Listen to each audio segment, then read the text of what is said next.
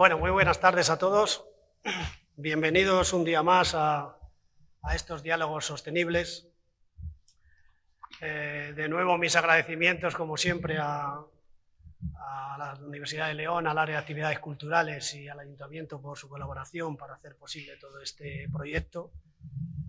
Y bueno, hoy me hace especial ilusión presentar a José María, que seguramente no hace falta ni que le presente, que todos ustedes lo conocen ya casi mejor que yo, seguramente. José María es académico, como sabéis, escritor y múltiples premios: Premio Nacional de las Letras, Premio de Narrativa y Crítica de Castilla y León, Premio Miguel Delibes, Premio Nacional de Literatura Infantil y Juvenil, en fin, infinidad de premios. Es una figura imprescindible en el panorama literario español y mundial, posiblemente. El mejor fabulador de España, dicen algunos periódicos especializados, y bueno, y como cuentista y creador de microrrelatos, pues como nadie. El asunto que nos trae hoy aquí y que conecta la obra literaria de José María con mi trabajo es el antropoceno. El antropoceno es este término que los científicos, bueno, un científico en concreto, Paul Crusen, un químico holandés, acuñó pues hace ahora 24 años, en el año 2000, para indicar, ¿vale?, lo que estaba pasando, cómo el normal devenir de todos los sistemas naturales pues han sido alterados y están siendo alterados por las actividades humanas. Ya incluso el propio panel de expertos del cambio climático, el IPCC, pues dice que en sus informes que inequívocamente el ser humano está causando el cambio climático y otros problemas, todos los problemas que padecemos, sobre todo derivados también del uso y la quema de combustibles fósiles. Vamos a hablar de la novela Noticias del Antropoceno en este contexto de afasia, esta palabra que he usado para mi exposición, esta afasia colectiva en el cual la naturaleza nos habla, nos manda un montón de señales, pero no la escuchamos. Hace mucho tiempo que sabemos que nuestra forma de vivir, basada en el consumo sin fin, en la producción sin fin, en la explotación de recursos sin fin, esa avaricia sin fin, es la causante de todos los problemas del planeta, y sin embargo no actuamos. En mi trabajo, y aquí conecto otra vez con la obra sobre todo con Noticias del Antropoceno de José María, utilizo el simbolismo.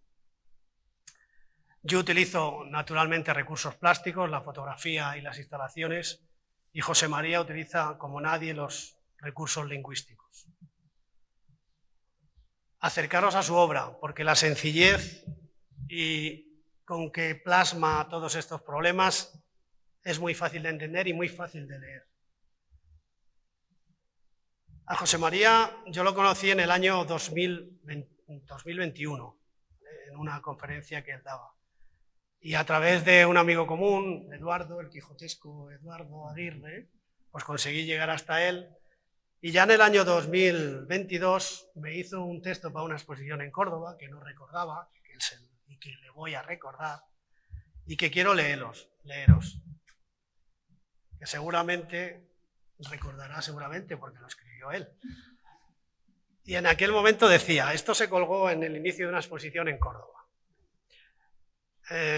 Las metáforas visuales de Richard Lehmann.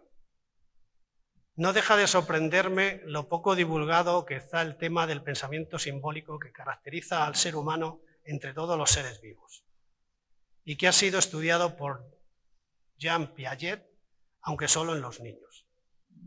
El pensamiento simbólico es la base fundamental, imprescindible, de nuestra inteligencia, y el Homo sapiens nació cuando tal capacidad comenzó a manifestarse en su condición de primate. La creciente complejidad de las palabras, con la invención de ficciones narrativas, de la pintura, de la escultura, de la arquitectura, de la música, de la aritmética, me sigue fascinando que el cero represente la nada, son precisamente muestras de un patrimonio constitutivo que se mantiene vivo en todos los aspectos de la invención.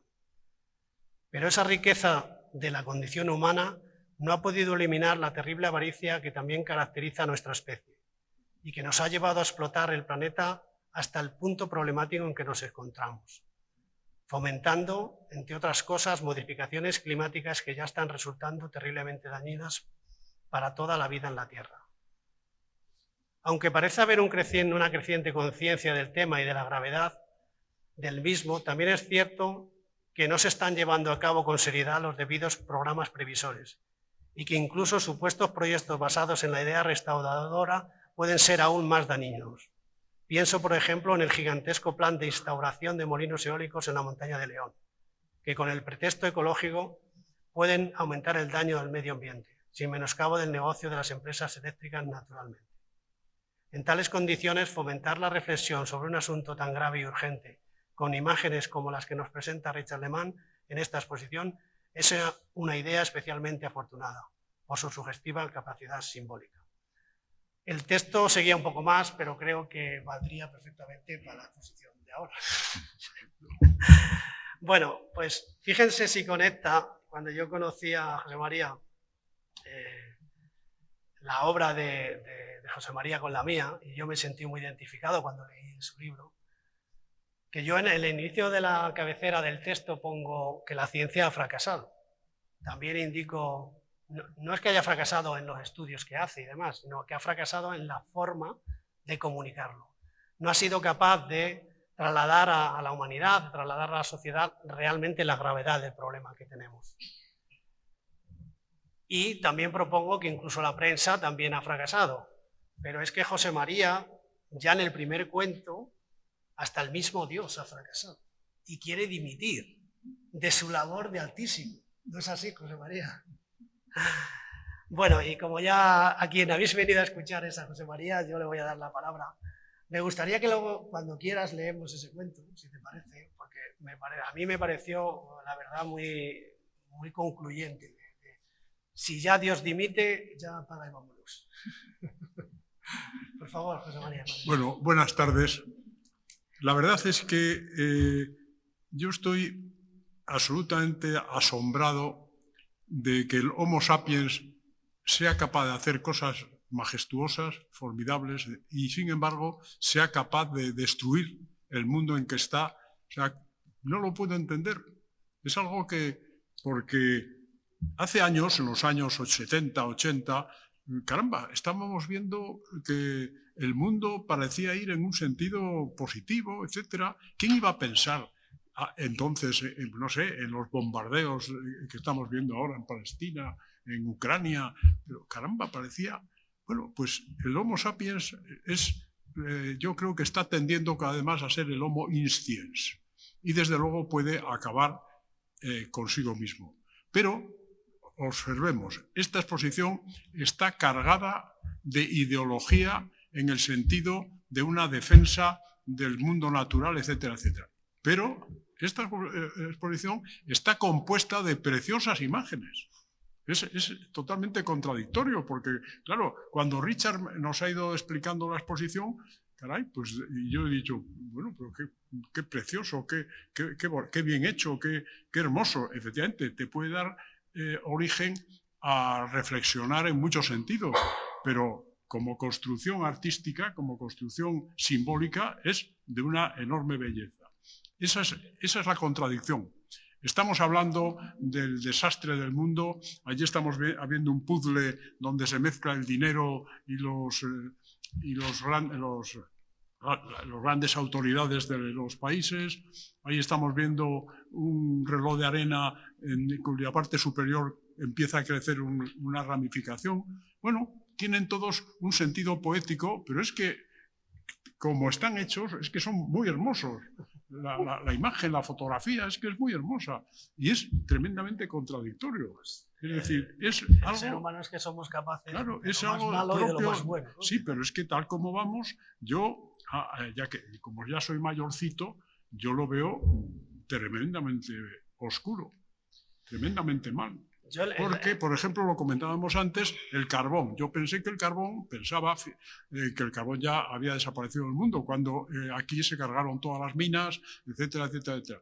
El carbón sigue utilizándose tanto o más que hace 50 años. En China, en Polonia, sigue siendo lo mismo. En León, en la montaña leonesa y en España, pues se suprimió porque, bueno, pues los propietarios de un carbón que no era tampoco un carbón de altísima calidad, prefirieron las ayudas europeas, etcétera, etcétera, cerraron, paro, etcétera, y adiós. Y pensábamos, bueno, menos mal que el carbón ya no está. ¿Cómo que el carbón no está? Está tanto o más que estaba. Y pasa con todo, ¿no? Entonces, pero por otro lado, tú para defender tu ideología, tu postura, haces unas imágenes que son bellísimas, son preciosas. Siempre se busca, yo creo que, te lo explicaba antes, el artista busca un poco el equilibrio entre ese mensaje, el mensaje que quieres transmitir y la esencia de ese mensaje, la esencia de la información y la propia poesía, ¿no? La propia poesía, porque claro, si te vas a un lado, pues te conviertes en algo muy didáctico. Mucha información, pero poco arte o poco artístico. Entonces, y si te vas a la parte solo poética, pues dejas vacía la obra. Y aquí lo más importante es lo que está detrás de esa obra, ¿no? De esa imagen, lo que puede llegar a transmitir y lo que cada persona pueda llegar a reflexionar al verla. Esa es la idea. Pero bueno, por ejemplo, lo que decías del encaje de la economía, de nuestra economía con nuestra forma de vida.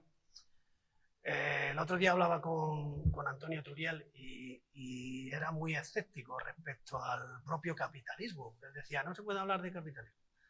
¿Cómo encajar el sistema económico con esta protección al mundo natural y que funcione? Porque al final aquí lo que queremos es todos seguir viviendo bien. Nadie quiere vivir mal, ni retrasarnos 100 años de cómo vivíamos antes 100 años. Entonces, lo que te quería preguntar es, ¿debemos buscar otro tipo de sistema? ¿O qué sistema podemos buscar? Que claro, es una pregunta a lo mejor para un economista, José María, pero discúlpame, también en tus libros sé que hablas un poco de esto, de esa desesperanza de buscar una nueva fórmula de relacionarnos, ¿no? y de ver cómo encajar esas piezas, ¿no? del mundo económico, porque hasta ahora, desgraciadamente, ha sido el mundo, la economía la que se impone por encima de cualquier cosa, ¿no? Hablabas del carbón, por ejemplo. No sé qué opinas al respecto. Bueno, yo tuve mis ideas cuando era joven y creía mucho en el socialismo hasta que fui a visitar la URSS y entonces, bueno, pues salí de allí totalmente desanimado. Dije, pero ¿y esta va a ser la revolución del mundo? Pero si esto es un desastre, si las bibliotecas, porque además estaba relacionado con un asunto de libros y bibliotecas, aquí no hay libros, y además están todos censurados, y aquí la gente, bueno, es un desastre, como cuando conocí Cuba y las chicas jovencitas en la calle se te ofrecían por unos dólares. O sea, claro, el mundo es que el ser humano tiene un problema. Yo no quiero ser pesimista, quiero estar por encima del pesimismo y del optimismo. Ya he perdido las dos cosas. Pero creo que hay un problema enorme en el Homo sapiens. O sea, que somos capaces de crear la belleza, de crear también de la solidaridad, etc. Y recuerdo una imagen que nunca la he olvidado y que no es una imagen dura, pero tiene su gracia. Mi mujer y yo vamos mucho a Almería, a la parte del Cabo de Gata. No sé esas calas cómo estarán este año, pero allí llegan muchos en patera, llegan muchos inmigrantes ilegales en pequeñas pateras. Son muy viejas lanchas, llevan unos viejos motores, llegan allí y es una parte que no está demasiado bien controlada, aunque hay guardia civil y tal, pues que entren 3 pateritas con 6 o 7 personas no tiene problema porque no se las vigila bien como las grandes pateras que son las que están controladas. Bueno, pues una tarde estábamos y vimos cómo entraba una patera, irían 6 o 7 personas, vestidos con harapos, no es que luego tengan debajo una gran ropa, pero llevan ropa pues para el viaje y esa ropa la tiran. Por eso, a mí que me gusta mucho bucear, siempre encuentro por ahí ropa de los inmigrantes ilegales. Y abandonaron la patera, debían tener un contacto que los llevaría, sobre todo allí, trabajan mucho en todas estos cultivos del plástico, ¿no? Porque es una zona tremenda y hay trabajo para todos. Bueno, y la patera allí quedó. Era una lancha, ya les digo, como para media docena o así de personas, con un motor fuera borda. Estábamos en una calita y en la parte de enfrente no había nadie más que unos chicos jóvenes que estaban allí y de pronto vieron la calita, vieron la barquita, la lanchita, se acercaron a la lanchita, empujaron la lanchita, la pusieron en el agua, uno puso en marcha el motor, venga, esto funciona, vamos, y se fueron llenos de alegría con el motor.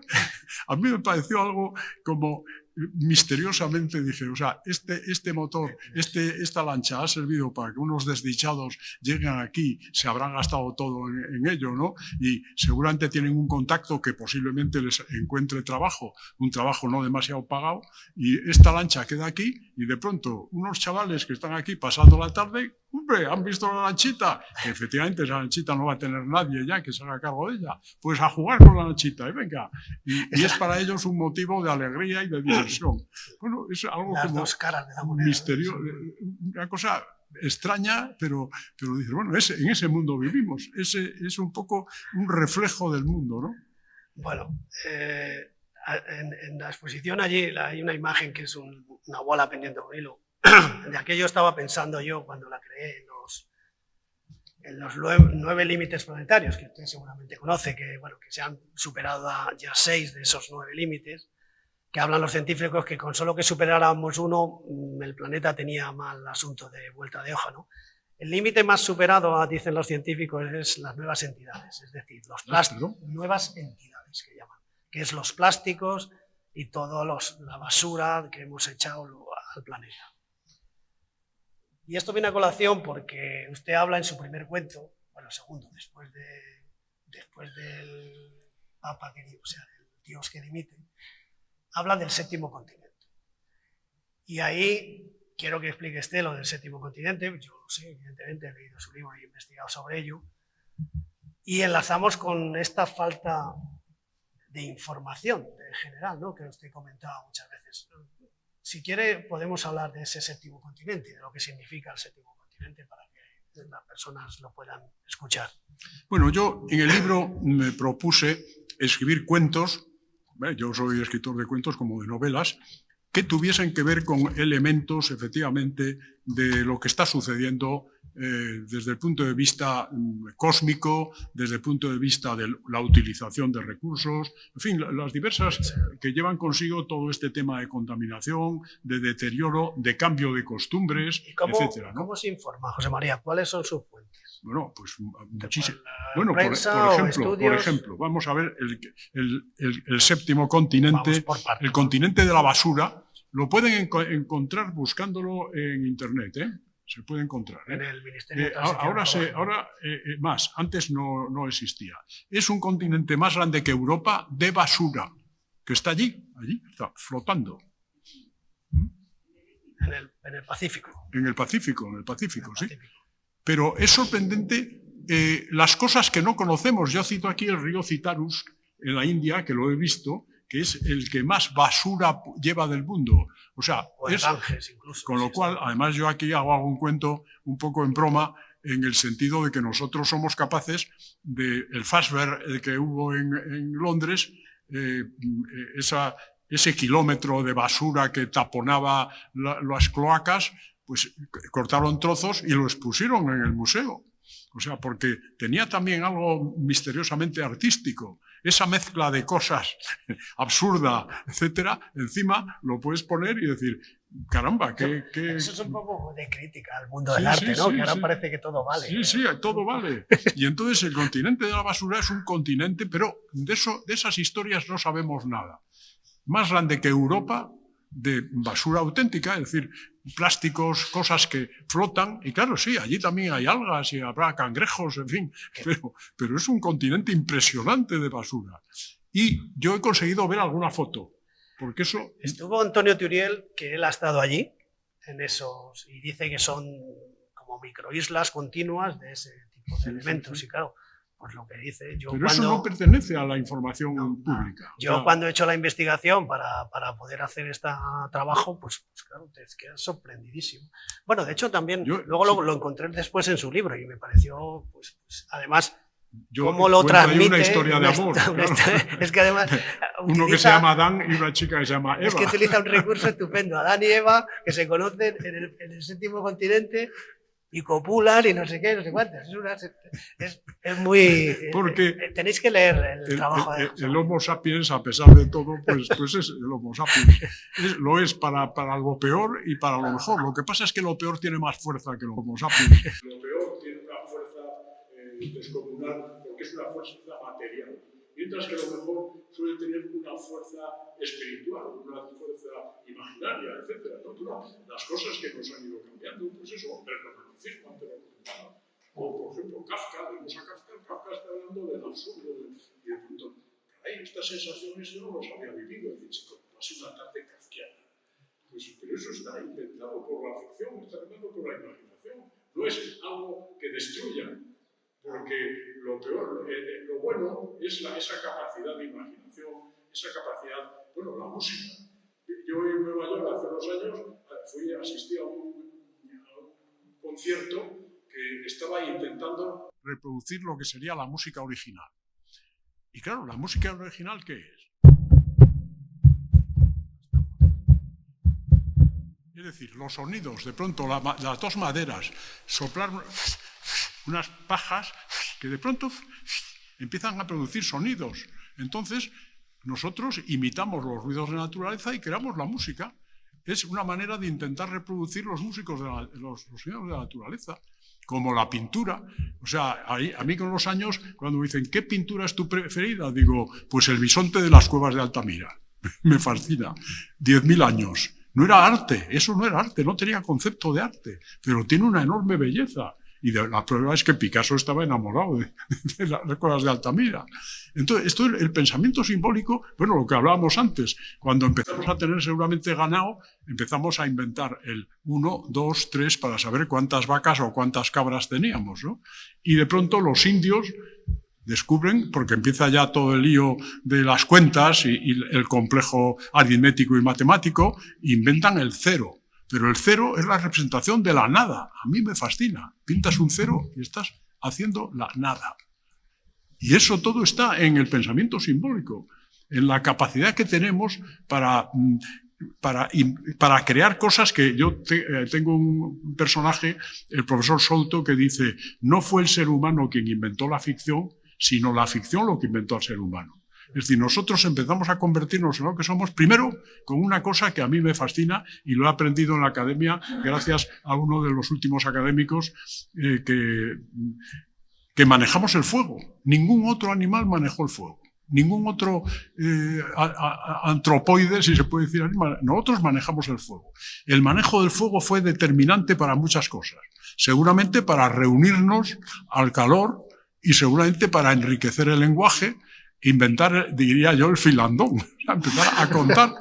Pero es que además, a mí hay un libro que me fascina, que es de los pigmeos Ham, que se llama, lo recogió un Wilhelm Bleck, un filólogo a finales del siglo XIX, y en España está traducido como La niña que creó las estrellas. Y es la riqueza, digamos, ficcional de unos pigmeos que además ni siquiera eran nómadas, cazadores, o sea, en fin, un desastre de organización, porque claro, pillaban lo que no había pillado antes un depredador más rápido, etcétera. No conocían el barro, no tenían vasijas, pero tenían un mundo de imaginación increíble, absolutamente increíble. Y todo era la ficción. Bueno, hasta los dioses había un niño que se reía de los dioses, porque los dioses en la mitología de ellos eran malos, se hacían polvo, ¿no? Pero, por ejemplo, ¿qué es la Vía Láctea? ¿Qué es? O sea, porque el Homo sapiens siempre ha querido saber qué es lo que le rodea. Muy sencillo. Una muchacha en un momento mágico, menstrual seguramente, agarró un puñazo de ceniza de una hoguera apagada y lo tiró al cielo. Eso es la Vía Láctea. Ah, bueno, pues ya sabemos lo que es la Vía Láctea, efectivamente. Ah, pues no lo había pensado. Nosotros no estamos tan lejos de ello con el Camino de Santiago. También, con el elemento que hay detrás de la Vía Láctea como Camino de Santiago. Pero quiero decir que ese pensamiento simbólico y esa capacidad es una cosa formidable, maravillosa en el Homo sapiens, y lo que es realmente terrible es que la fuerza de lo material la avaricia, la inclemencia. Bueno, esto que estamos viendo ahora por televisión es espantoso, ¿no? La destrucción, las bombas, tal. Pues acabe superando lo otro. Porque eso es lo terrible, que aquí tú antes nos estabas explicando los años que llevan determinadas cosas y claro, se te ponen los pelos de punta, ¿no? A la velocidad que va esto. Yo aquí tengo un cuento sobre, precisamente, sobre el tiempo que queda para que termine el reloj. Lo que tenían en una universidad norteamericana, que lo inventaron hace años. El reloj de fin del mundo. El reloj, sí, y según el reloj quedan, hombre, que son como 2 horas y pico para que termine el mundo. Bueno, en ese reloj, porque tal como vamos, estamos destruyendo. Pero también, mira, en toda la era geológica, que esto lo explicaba muy bien la Greta Thunberg en su momento, si tenemos todo el tiempo geológico y lo convirtiéramos en un solo año, todo el daño al planeta se lo hemos hecho en el último segundo del año. O sea, la dimensión de cómo el comportamiento humano desde la revolución industrial hemos hecho este daño al planeta. Si lo pusiéramos en un solo año, los no sé cuántos millones de años tendrá la Tierra, lo dejáramos en un año, el daño al planeta se lo ha hecho en el último segundo del día 31. O sea, es tremendo. Pero bueno, ahondando en alguna otra cosa, alguno otro de sus cuentos, ahora vamos a leer ese otro cuento, si le parece. Si te parece, siempre estoy ahí entre el... Hombre, es un cuento que yo, lo que me sentaría mal es que a personas creyentes pensasen que esto es un... Bueno, es una ironía, esto no es... bueno, no lo sé, tiene que ser muy creyente. Pero bueno, no, pero en fin. Pertenece también a una tradición en la cual están Edgar Neville, Jardiel Poncela, que han tratado a veces este tema, pues, ¿no? Mira, José María, había una reflexión que hicimos el otro día también. ¿Tendrá que ver esto de la falta de respeto al mundo natural con la tradición judio-cristiana, ¿no? Cuando se nos dice que Dios crea a Adán y Eva, a Adán de la costilla, y se nos dice que aquí tenéis la tierra para que la podáis usar y a vuestro... No sé exactamente cómo es el capítulo ese de Génesis, pero sí que Dios ordena al hombre que disponga de la tierra a su voluntad, ¿no? Entonces a lo mejor no lo hemos tomado demasiado en serio, porque ya lo hemos explotado hasta la saciedad, ¿no? Puede ser una explicación, ¿no? Pero bueno, lee, por favor. Vamos a ver. El cuento se titula La pesadilla del Papa Francisco. El Papa Francisco no podía salir de aquella angustiosa pesadilla. Un gigantesco cónclave en un espacio etéreo en el que la inmensa oscuridad y la precisa iluminación se conjugaban de un modo que no parecía posible. En lo alto, sucesivos y paralelos, diferentes niveles llenos de figuras le recordaban las pinturas de alguna bóveda clásica. Comprendió enseguida que en aquellos distintos niveles estaban instaladas las 9 jerarquías de la corte celestial. Primero los serafines, los querubines y los tronos, luego las dominaciones, las virtudes y las potestades, por último los principados, los arcángeles y los ángeles. Arriba, en el centro de todo, había una luz abrumadora, y de la luz comenzaron a surgir palabras precisas que llegaban hasta él más con la forma de una escritura impresa en su imaginación que con su eco sonoro. Desde nuestro lugar sin tiempo y tras observar el desarrollo temporal del proceso de la creación, que para nosotros no significa casi nada, pero que para ella misma tiene una extensión inconmensurable, os he convocado para comunicaros que he tomado una decisión grave y definitiva. Latía en la muchedumbre celestial una evidente tensión expectante, pues jamás había sido convocado cónclave similar. Os anuncio mi irrevocable decisión de dimitir como Altísimo. Se percibió un estremecimiento de sorpresa, un palpable desconcierto consternado, reflejado en un silencio sólido como la oscuridad que lo rodeaba.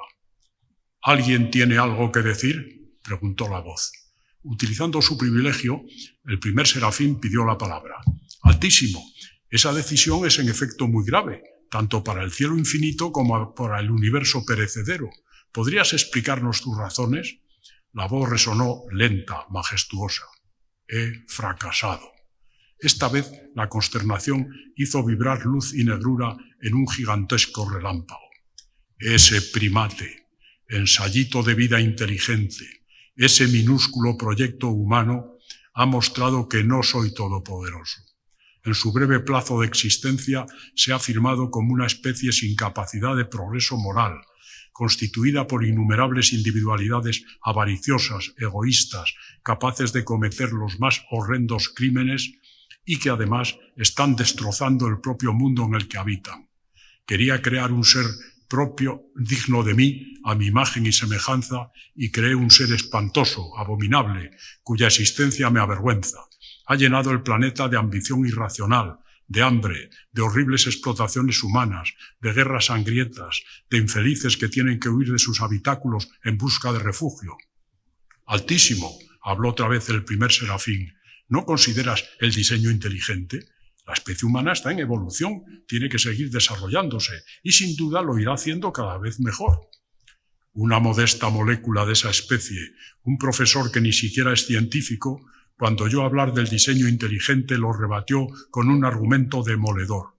Primero, el carro de Isaac Newton, una caldera de vapor con 4 ruedas, luego el Ford T, pasando por el triciclo de Carl Benz y a lo largo de los años distintos modelos de muchas marcas diferentes con perfeccionamientos sucesivos y ahora con el motor eléctrico.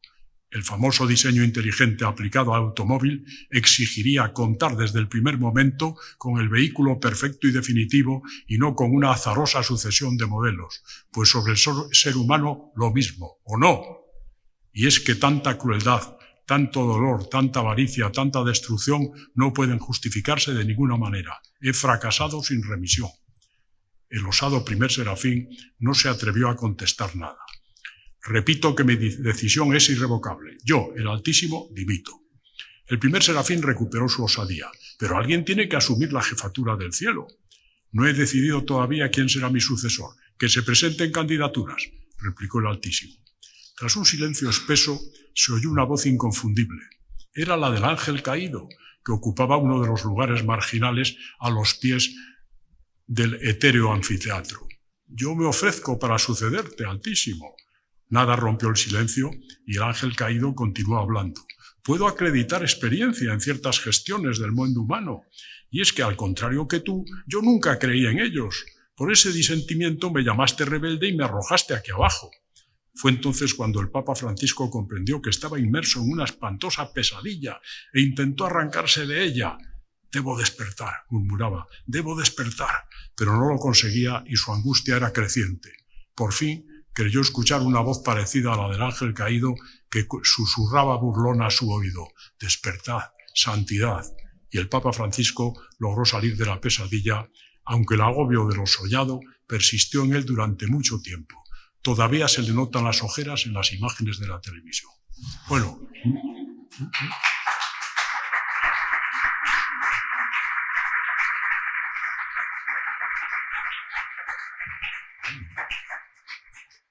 Yo creo que es fascinante. En 2 páginas condensa toda la problemática medioambiental, condensa todos los problemas, va a la esencia del problema humano.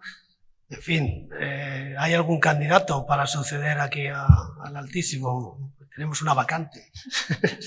Si hay alguien que se presente voluntario.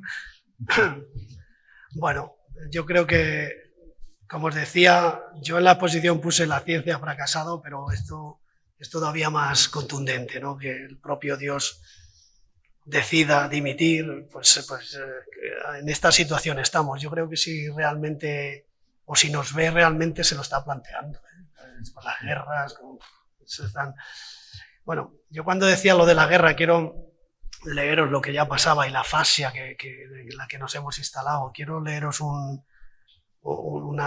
un estudio, uno de los primeros estudios, si no el primero, y el que provocó todas las conferencias de las partes de Naciones Unidas con respecto a la Conferencia de la Tierra, incluso, fue un estudio que hicieron, bueno, el Club de Roma, que no sé si conoces, era como el actual, podríamos llamarlo foro de Davos, eran unas personas que sigue existiendo, son una serie de personalidades que se juntaban y que ya en los años 70, pues tenían la preocupación de que el planeta se estaba deteriorando muy deprisa. Entonces encargan un estudio de la situación del planeta al Instituto Tecnológico de Massachusetts, que era lo más avanzado, que sigue siendo uno de los institutos climáticos y de ciencia más avanzados del mundo, un estudio de la situación del planeta. Paradójicamente, el primer acto de greenwashing financiado por la Fundación Volkswagen. O sea, en fin, fue casi como el primer acto de greenwashing. Ese estudio, que se presenta en el año 72, lo denominan los límites del crecimiento, que ya iba por ahí que, como decía Antonio Turner, en un planeta finito, pues crecer indefinidamente va a ser complicado, ¿no? Y las conclusiones de ese estudio, que digo yo que si levantaran ahora la cabeza a esos científicos, pues sería la leche.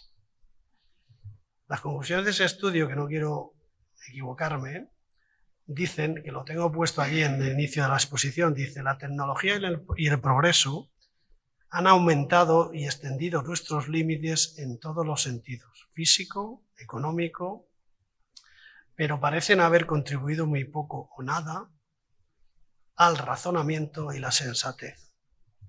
Estas fueron las conclusiones de este informe MIDO, que se llama, por el apellido del científico que lo coordinó, en los años 70.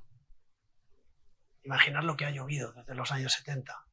Las emisiones de CO2 donde están, los problemas de los plásticos, el séptimo continente, la biodiversidad, que es otro que ya enlazo con otro de tus cuentos, el famoso de las abejas itinerantes, que es muy... Allí hay una obra que habla de la biodiversidad y la pérdida de biodiversidad. José María lo transmite en un cuento que llama La danza de las abejas, precioso cuento también, que nos habla de esa pérdida de biodiversidad, centrada un poco en este insecto y en los otros insectos. Pero bueno, que también me gustaría que comentaras un poquito de esta situación de las abejas. Es que has dicho ahí dicen que Einstein, si las abejas desaparecían, había dicho que el ser humano duraría 3 años. Nunca dijo eso, ¿eh? Pero efectivamente tenemos un problema tremendo con los grandes polinizadores. Yo, por ejemplo, no sabía... solemos ir a Valdemorillo, tenemos una casita ahí cerca de Madrid, en Valdemorillo, que todos los años pasa un camión con colmenas, dejan las colmenas para que las colmenas polinicen, para que las abejas polinicen. Y eso es normal en Estados Unidos, las colmenas itinerantes. Pero fíjense, el problema es que efectivamente el día que los polinizadores dejen de trabajar, y la abeja es uno de los fundamentales, ¿qué pasa? ¿Qué pasa? Porque eso tiene que ver también con el lenguaje. O sea, yo siempre digo, yo me encantan las plantas, me encanta el mundo natural, me encantan, ¿eh? Y siempre pensamos, bueno, las plantas son unos seres, no sabemos cómo son las plantas, como no sabemos cómo son los peces. Yo soy, no sé este año si podré, porque ya soy mayorcito, he sido muy buceador. Y, por ejemplo, el pulpo, efectivamente ahora se ha descubierto que es un animal que nos encanta tomarlo, en fin, a la gallega, a feira, pero es un animal que es como un perro, ¿eh? Uno acaba haciéndose amigo de un pulpo. Yo les aseguro que yo en verano me hago amigo de un pulpo y siempre que paso por allí nos saludamos, viene, no es como el calamar que te pega un mordisco que te machaca, el pulpo no te muerde, te envuelve con los tentáculos, aprieta, suelta, todo y tal, y acaba teniendo contigo una conversación. Bueno, pues las plantas tienen un lenguaje. ¿Cuáles son? Las flores, el sistema para que vengan los polinizadores a conseguir la fecundación. Hay un lenguaje ahí.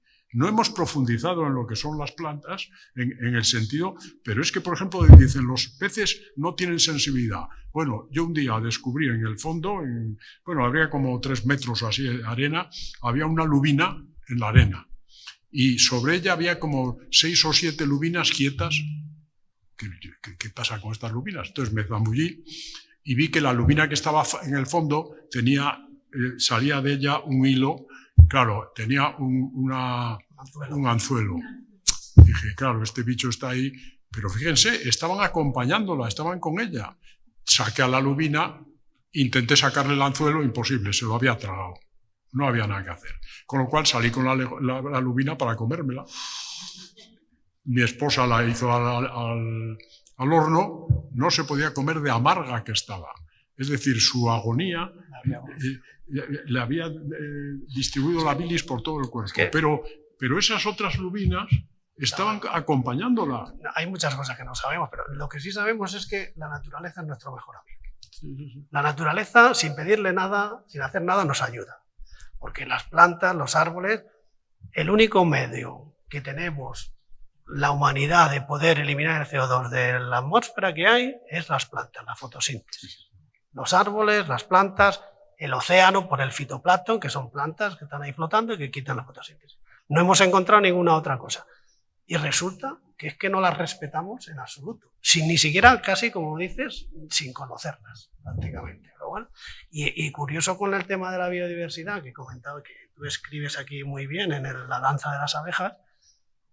La biodiversidad, el último informe de WWF dice que estamos casi en un 69% de pérdida de especies. De los polinizadores y de los insectos, como sabes, es 8 veces más rápido la pérdida de biodiversidad de estos insectos. O sea, tenemos un grave problema. Y lo que enlazábamos antes, ¿por qué estas cosas no llegan? Yo hago un poco de crítica a la prensa ahí en esa otra instalación. ¿Por qué no llega a la sociedad todos estos problemas? Es que a mí hay unos problemas tan graves que no se conocen, que no entiendo cómo es que no llegan a la prensa. O sea, cómo no nos llegan esos mensajes mucho antes, ¿no? Porque, como esto del 7º continente, como el tema de las abejas o de los polinizadores. Hay tantas cosas que parece que es los documentales de la 2 que nadie ve a las 12 de la noche o a la 1 de la mañana. Es un poco extraño, ¿no? Es sorprendente porque hay aquí algún cuento que habla de la utilización de la basura como elemento artístico.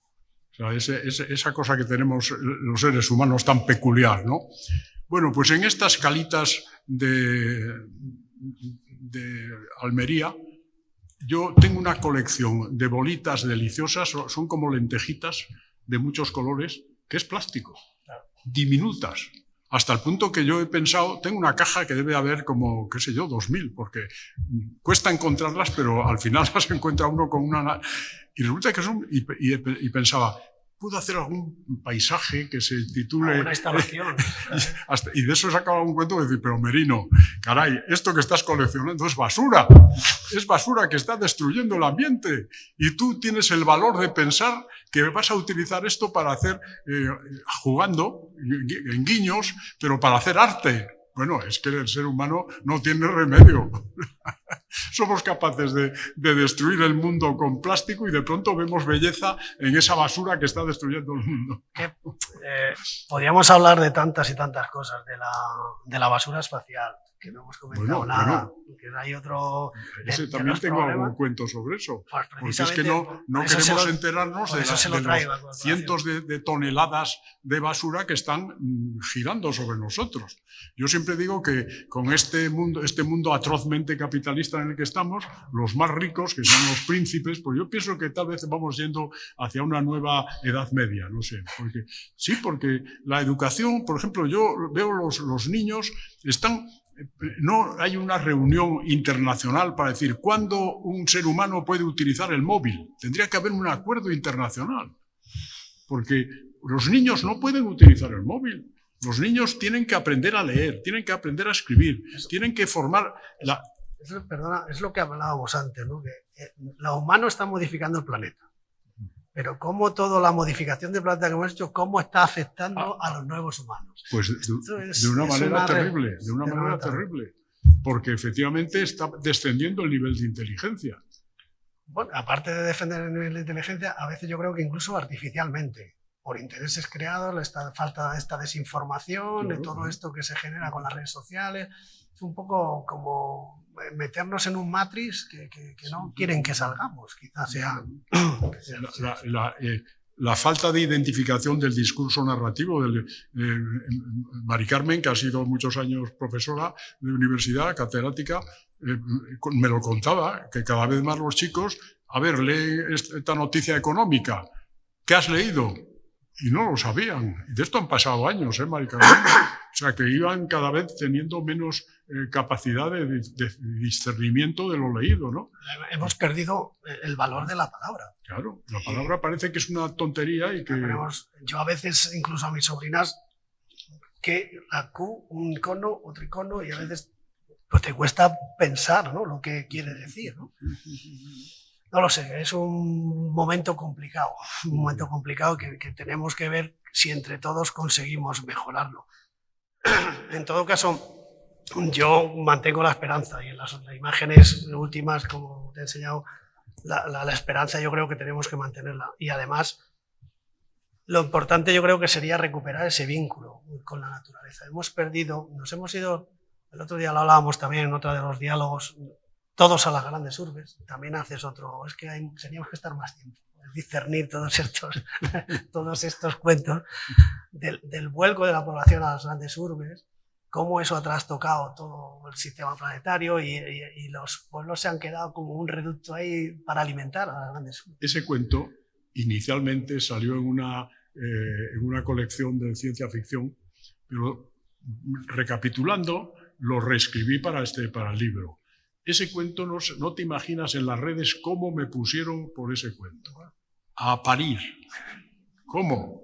Una gente que huye del mundo, digamos, del mundo de las redes sociales, etcétera, etcétera, para refugiarse en un sitio y que los niños lean, que usen la bicicleta, que estén usando la naturaleza para comer y para tal. Bueno, me pusieron a parir. Fui a una presentación donde estábamos varios autores y sobre mí... no sé qué, tal.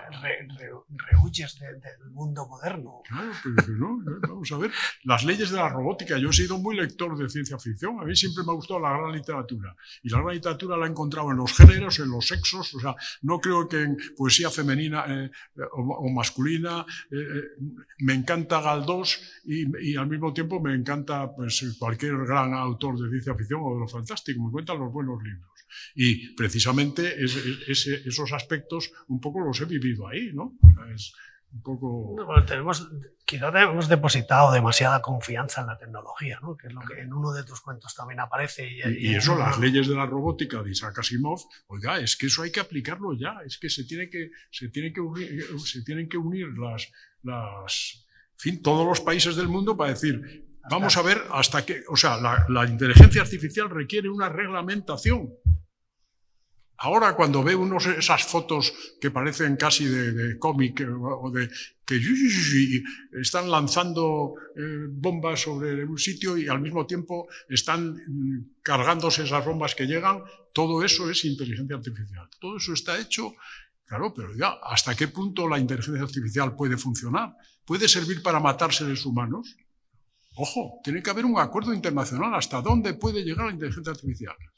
Yo tengo también aquí algún cuento optimista sobre la inteligencia artificial, porque pienso que a lo mejor la inteligencia artificial, si sigue siendo alimentada del modo que lo está, un día dirá, pienso, luego existo. Un día lo dirá. Ese día se callará la boca y dirá, bueno, vamos a ver qué pasa aquí, qué es esto, en qué mundo estoy. Eso sí, nos va a ajustar, ¿eh? Nos va a ajustar. Va a decir, no, el Homo sapiens tiene que, en fin, no puede estar destruyendo el planeta. En ese sentido, fíjate, quiero ser optimista con la inteligencia artificial. Quiero ser optimista, que ayude a organizar el planeta. Porque además la inteligencia artificial tiene una ventaja, no tiene emociones. Porque nosotros es maravilloso tener emociones. Pero también es terrible tener emociones, porque tenemos eso, el amor, la solidaridad, pero tenemos el odio, la perversidad, la avaricia. Claro, tenemos emociones hermosas y emociones espantosas. La inteligencia artificial no va a tener ninguna emoción, por lo tanto actuará con la lógica formal. Y la lógica formal puede ser para nosotros muy peligrosa, eso sí, por nuestro comportamiento. Bueno, pues yo creo que si te parece, damos voz a las personas que están aquí. Sí, por favor. Si queréis comentar algo a José María o a mí o lo que sea, pues estáis en en vuestra casa.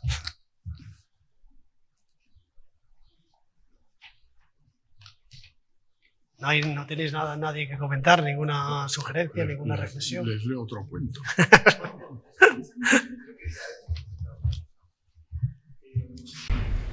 No es tan terrible que el hombre desaparezca. Es una evolución más, hay que asumirla y ocurrirá. Y al planeta le quedan muchísimos millones de años para extinguirse cuando se extinga el Sol.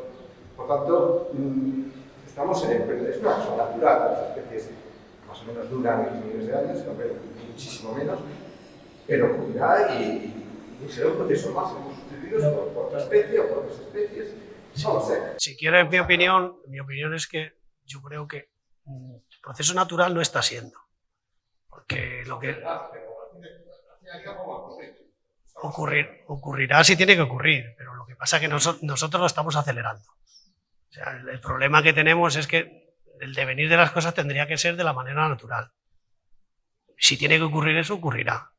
Pero el problema es que si nosotros hemos metido al CO2, el CO2 no es malo, por ejemplo. Los gases de efecto invernadero están ahí, nos protegen del sol, de hecho.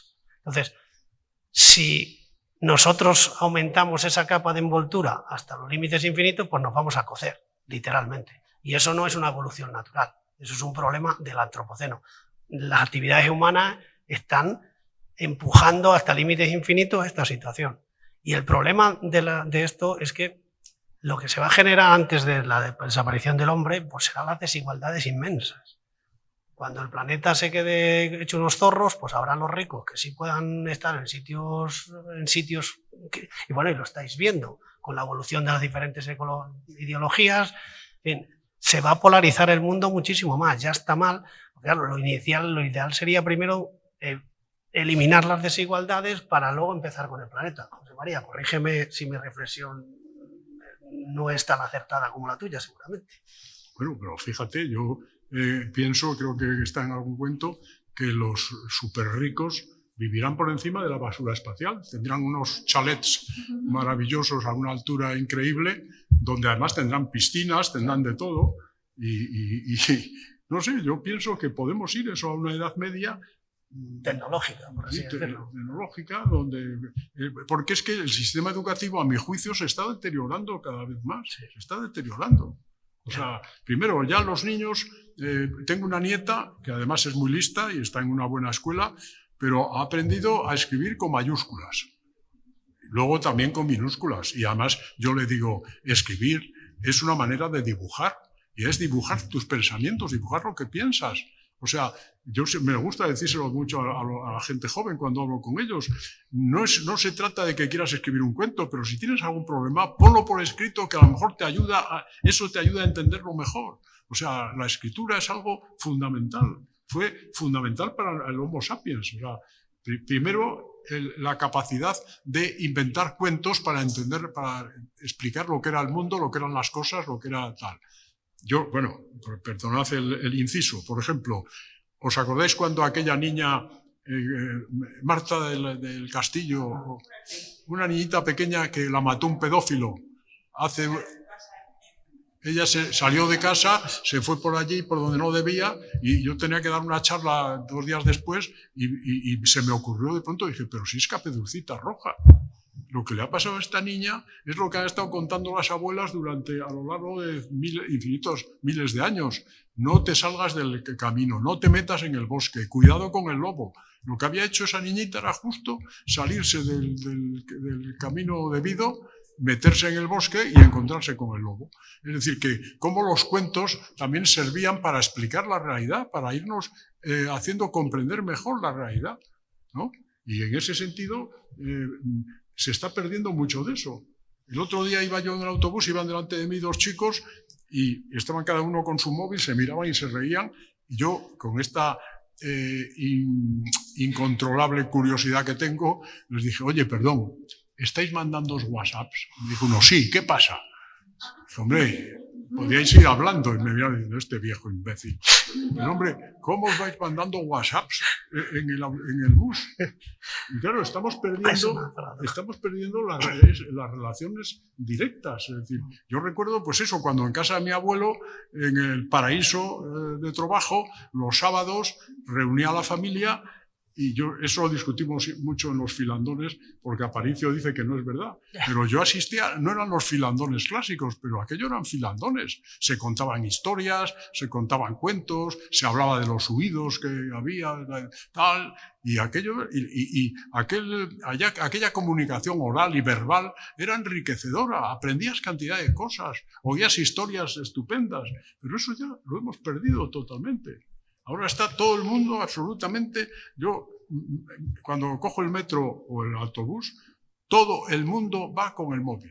Todo el mundo. Todo. Yo digo, pero bueno, incluso la gente que va junta. Lo que pasa es que a lo mejor le quitas el móvil y no tiene nada que decir. Ya, bueno, sí, pero es complicado. Por otra parte, yo he visto cómo el móvil ha servido para solucionar una situación angustiosísima en mi mundo familiar. Pues, no sé, alguien que tenía que ir a una embajada española, la embajada estaba cerrada porque había una crisis en el país tremenda, y entonces, telefonazo a fulano, telefonazo a mí o a Mari Carmen. Ella llama a no sé quién con el móvil, no sé quién llama a la embajada porque tenía un amigo y el de la embajada dice, fulano de tal, pase. En 20 minutos ese hombre resolvió su problema, pudo entrar en la embajada española en una situación crítica gracias al móvil. Es decir, que el móvil, claro... Es, las dos caras de la moneda, claro, que es hemos increíble. hablado. Pero en otros asuntos es un lavado de cerebro terrible, ¿no? Peligroso. Y bueno, yo en el antropoceno he metido de todo. O sea, he querido hacer esa lectura un poco, bueno, pues del mundo en que estamos. Sí, yo creo que es un reflejo muy bonito y muy gráfico del mundo en que estamos. ¿Alguna pregunta más? ¿O reflexiones o algo?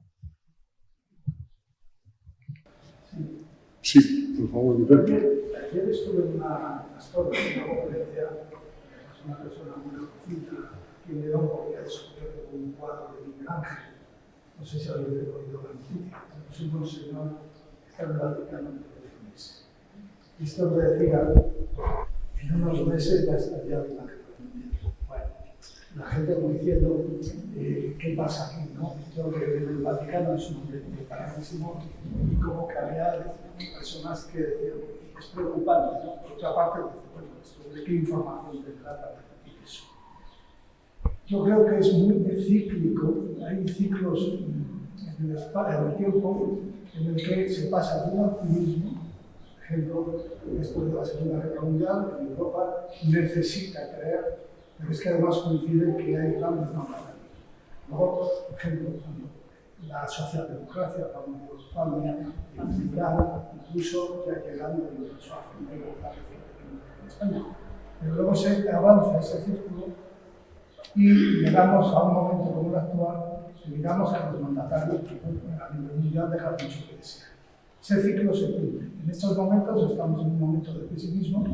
Yo estoy viendo las reflexiones que hace José María y a pesar de que él sabe todo lo que no funciona y eso pesa, digamos, en las personas, por otro lado siempre se busca el lado bueno, que es la esperanza que tenemos. El problema es que es verdad que la humanidad ya está avanzando en un periodo de gravedad absoluta y ese círculo que va a recuperar, que tenemos que tener, digamos, cierta preocupación por si no llega a completarse ese círculo, porque realmente la naturaleza ahora nos está dando signos gravísimos de lo que estamos produciendo las personas. Y claro, la culpa es nuestra. Entonces, tú a este planteamiento, José María, que es muy de dar ese lado, esa nota positiva, ¿tienes algo que decir sobre eso, en el aspecto positivo? Hombre, yo creo que hay que buscar una toma de conciencia lo más poderosa posible y desde la infancia de los problemas del planeta y efectivamente, de que la vida es algo maravilloso y es formidable y el hecho de que estemos reunidos hoy aquí todos nosotros, desde el punto de vista de la lógica formal, es absolutamente imposible. Porque si nos remontamos a 500 millones de años, a los cordados, empiezan a multiplicarse, etcétera, empiezan a aparecer especies, tacatá, tacatá, tacatá. ¿Cómo es posible que al final haya surgido el Homo sapiens, haya surgido este primate, se haya multiplicado y además se hayan producido todas las raíces suficientes para que cada uno de nosotros exista y coincidamos todos hoy a las 8:05 de la tarde aquí? Si le aplicas la lógica, es que no es posible. Hay millones de posibilidades de que no existiésemos. Vamos, estoy hablando de las lógicas exclusivas de lo que es lo material y lo genitivo, ¿no? Pero es así, o sea, realmente. Entonces, yo creo que hay que buscar cada vez mayor conciencia de la relación que tenemos con el planeta y la relación que tenemos con la vida. Y caray, que la vida pues es un regalo de los dioses, como decían, es algo, en fin. Y eso hay que defenderlo, o sea, hay que decir, oiga, es que nos estamos cargando en muy poco tiempo el planeta, nos lo estamos cargando. Y claro, y luego encima podemos presumir de tal y de cual, no, miren, nos estamos cargando el planeta, los bichitos, desde los más minúsculos hasta los más grandes, nos estamos cargando las plantas desde las más modestas hasta las enormes. Bueno, es que esto es tremendo, es como un suicidio universal, ¿no? Y eso yo creo que hay que tener conciencia y defender un poco una postura, decir, no, hay que estar advertidos de eso. Hay que estar con eso siempre en la cabeza. Pero claro, tampoco, efectivamente, tampoco hay tanta... Es como una cosa más de las que pasan. Bueno, sí, también está esto y tal. Pero bueno, yo creo que es un tema sustantivo. Yo en ese camino, pues, ha sido este libro tuyo y este trabajo, ¿no? En ese camino de hacernos conscientes de la situación en que tenemos, pero no de una manera... hacernos conscientes, pero teniendo presente de la esperanza y de que esto se puede cambiar. No estamos en el apocalipsis todavía. Entonces, está claro que existen multitud de problemas y si seguimos esa línea, no vamos a buen puerto. Entonces, tendremos que modificar nuestra forma de hacer en el planeta. Claro, los que podemos hacer, los de a pie, podemos hacer algo, pues en la medida de nuestras posibilidades hagamos lo que podamos. Y esto es, claro, los gobernantes y la gente con responsabilidades pues podrá hacer mucho más, lógicamente. Y ojalá las cosas que escribe José María o este tipo de trabajo pues pueda hacer que los gobernantes vayan encauzando la situación. Yo creo que el gobernante da al ciudadano lo que el ciudadano le pide. Si nosotros somos capaces de pedirle que respete el planeta, que las ciudades son para nosotros, no son para los coches, pues hay muchas cosas que le podemos pedir y que el gobernante va a atender. Pero bueno, perdóname, José María, por ejemplo, para que hagáis una idea de esta homo sapienscentrismo, yo que he estudiado la biomasa del planeta, que es el global del peso del ser humano en el planeta, es que los animales son solo el 0,4% del planeta. Pero es que los humanos somos el 0,01%. Esos son datos científicos. ¿Cómo es posible que este bichito, como dice José María, con el 0,01 nos vamos a cargar el planeta? Es que es inaudito. Y para mí es tan de pelogrullo que dices, ¿por qué un árbol tiene menos derecho y lo cortan? Si el árbol se ha llevado por delante un montón de CO2 que nosotros hemos expulsado y sin haber hecho daño a nadie lo cortamos. Pues no lo entiendo, habrá que buscar soluciones y ver cómo proteger ese árbol, digo yo. Bueno, es tan de sentido común que parece inaudito tener que recordarlo, pues es que todavía siguen existiendo posturas en contra de eso. O cuando resulta que dejamos de quemar combustibles fósiles y hacemos la trampa de la biomasa, porque la biomasa, no sé si sabéis que, por ejemplo, la biomasa la consideran neutra en carbono.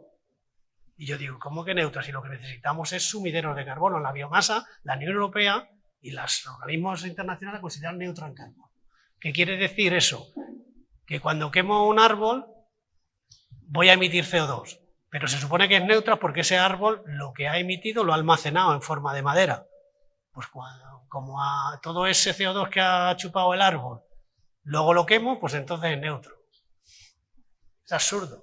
Pues esos razonamientos y esas cosas, pues yo creo que el ciudadano es el que tiene que conocer. Lo que pasa es que hay que buscar la información apropiada. Como decía José María antes, la falta de información es que es absoluta. Yo me quedo anonadado cuando empiezo a estudiar y ver para hacer este proyecto hace ya muchos años. Este proyecto empezó en el 2017. Y no es entendible. Lo explicaba ahora mismo ahí con el tema de los vehículos, y no es demonizar una parte de la sociedad. Tenemos 1.500 millones de vehículos circulando por el planeta, 1.400. Y en España 35.800.000. Si los ponemos en caravana, solo los españoles daríamos la vuelta al mundo 4 veces, que se lo explicaba antes en la... Y si ponemos los 1.500 o los 1.400, daríamos 160 veces la vuelta al mundo. No parece muy sostenible. Ya no solo por el CO2 que vayan a emitir esos vehículos circulando, es que las numerosas cantidades ingentes de materiales que necesitan. O sea, es que no es el único problema, pero la movilidad hay que repensarla de arriba abajo. Porque imaginaros que el año pasado se fabricaron 90 millones de coches. Si los ponemos unos encima de otros, llegaríamos a la mitad del recorrido de la Luna. Con 2 años y medio aproximadamente llegaríamos a la Luna. Vamos a construir una escalera a la Luna con coches, ¿qué más da? Ya para qué cojones, perdón por la expresión, necesitamos naves espaciales. Es que esto es un disparate, es que es tan de pelo grullo que hay que cambiar las cosas. Claro, yo lo veo muy fácil y intento expresar con estas composiciones. José María lo hace muchísimo mejor que yo a través de sus cuentos, que os invito de nuevo a que los leáis, porque son muy fáciles de leer y te abren los ojos muchísimo a esta reflexión. Pero es que hay muchos datos que parecen inauditos, que evidentemente cambiar un sistema productivo y un sistema industrial es difícil y va a provocar problemas de paro, problemas económicos, problemas sociales, pero es que hay que hacerlo. Es que no nos queda más remedio que hacerlo, porque si seguimos creciendo, por ejemplo, fabricando no solo coches, cualquier tipo de producto, allí tengo un código de barras, que es donde la sociedad de consumo empieza la explosión. Si seguimos fabricando productos para consumir y produciendo productos para consumir, toda la producción viene derivada de las materias primas del planeta. Entonces, esto es una pescadilla brutal que tiene que acabarse en algún momento. Es una locura colectiva, un suicidio colectivo. Y parece que tenemos que tener la venda en los ojos para que este suicidio colectivo no lo veamos. Cuando lleguen los problemas como las guerras, porque todo va a venir del mismo asunto. Entonces ya lo veremos. Porque yo creo que deberíamos intentar dar los pasos adecuados para poder poner esto en orden, un poco, digo yo. José María, ¿algo que añadir? Coincido plenamente contigo y creo que no hay otra alternativa. Es decir, si no se toma esa conciencia y si no... En fin, pero no sé, lo veo complicado. Ya soy mayor y ya espero que las nuevas generaciones lo vean más claro. Ojalá. ¿Alguna reflexión más? ¿Alguna aportación? ¿Alguna pregunta?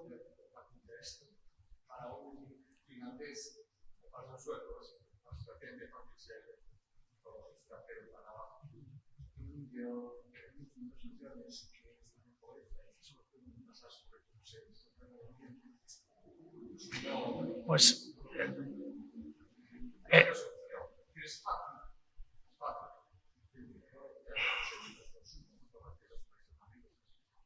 espacios tenemos más, pero los más pobres es lo que tienen, no van a negociar. Pero por ejemplo, son muchísimas millones y viven donde viven y tienen que soltar sus recursos para vivir. Si siempre hay una solución. Pues tenemos que buscarla. Nos va la vida en ello. Ahora mismo, no sé si visteis la noticia, Nueva Delhi tenía una ola de calor a 52 grados. En el momento que los indios no puedan vivir en la India, van a venirse a Europa.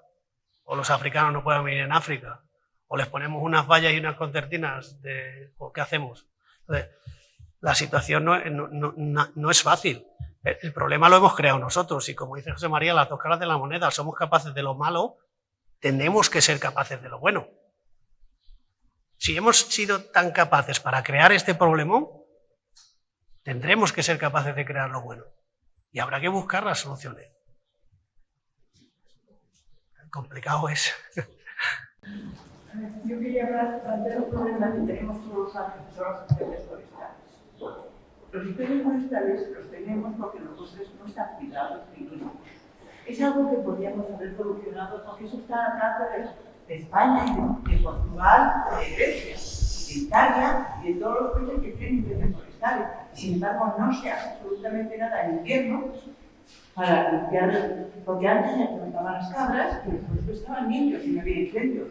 Ahora hay más temperatura y más maleza, con lo cual el incendio lo tenemos y eso sí que también contamina muchísimo. Sí, sí. Y perdemos masa forestal y eso sí que es eficaz. Y eso se podría arreglar. Eso está solucionado. No es el problema de la India, es un problema que tenemos en casa.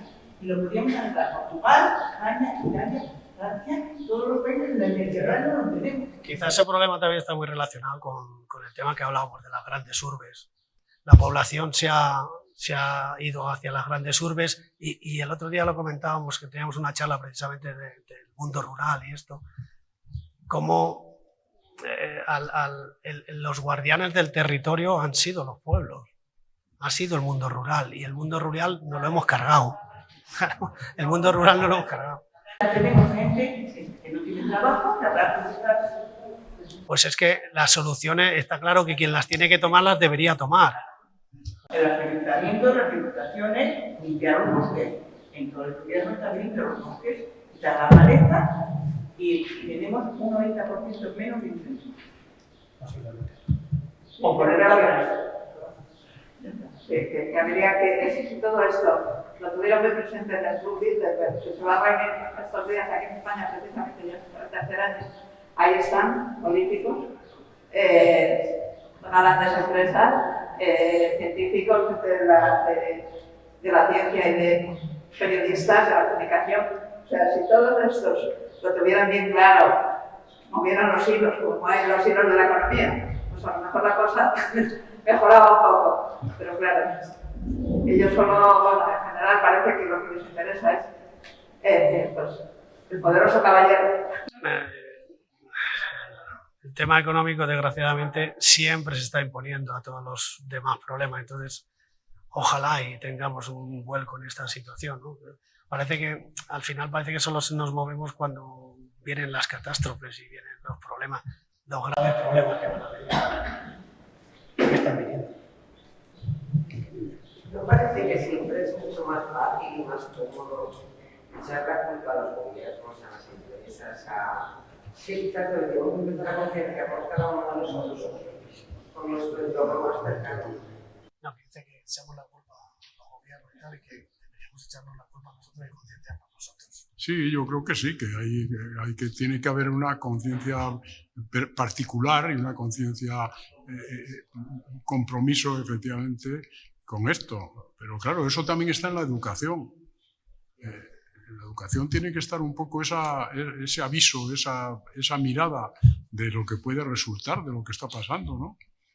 Pero bueno, pues tenemos que intentarlo, pero en la educación resulta que en vez de enriquecerse se están perdiendo cosas. Entonces, bueno, no sé, yo no quiero ser fatalista porque además ya no tengo edad para ser fatalista, pero creo que, caramba, efectivamente habría que, en fin, tener una gestión pública que incidiese mucho en estos aspectos de la educación, etcétera, etcétera. Sí, en la familia y en la educación. Cuando hablo de la educación, Mari Carmen, hablo de la familia y hablo de la escuela. En fin, no estoy hablando solo porque la familia y los grandes, claro, y los medios. Es un pequeño recuerdo en mi nombre propio, en nombre de la universidad y del área de actividades culturales de la universidad y del ayuntamiento que también ha colaborado para ello.